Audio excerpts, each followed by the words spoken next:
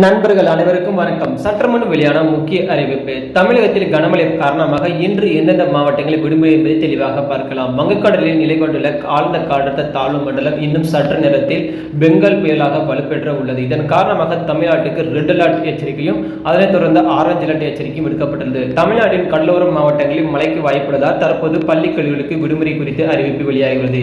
அதன்படி தற்போது நாகப்பட்டினம் மாவட்டத்திற்கு பள்ளி கல்லூரிகள் விடுமுறை அறிவிக்கப்பட்டுள்ளது. மேலும் ஏற்கனவே திருவள்ளூர் மற்றும் விழுப்புரம் ஆகிய மாவட்டங்களிலும் பள்ளி கல்லூரிகளுக்கு விடுமுறை அறிவிக்கப்பட்டுள்ளது.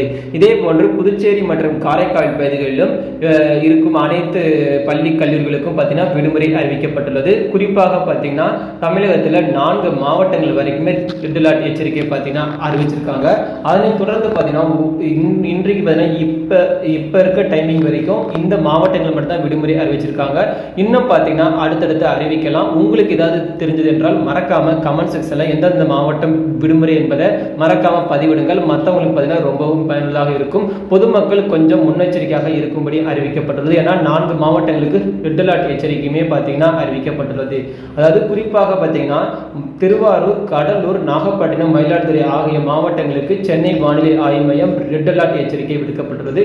இந்த மாவட்டத்தில் இருக்கவங்க முடிஞ்ச அளவு கொஞ்சம் சேஃபா இருந்துக்கோங்க. அது மட்டும் இல்லாமல் தமிழ்நாட்டில் 28 மாவட்டங்களில் கன முதல் மிக கனமழை பெய்ய வாய்ப்புள்ளது. அதனால அனைவரும் ரொம்ப பத்திரமாக இருங்கள். இதே மாதிரி பார்த்தீங்கன்னா முக்கியமான செய்தியை தெரிந்து கொள்ள எப்போதுமே நம்ம சேனலுடன் இணைந்திருங்கள். அனைவருக்கும் நன்றி, வணக்கம்.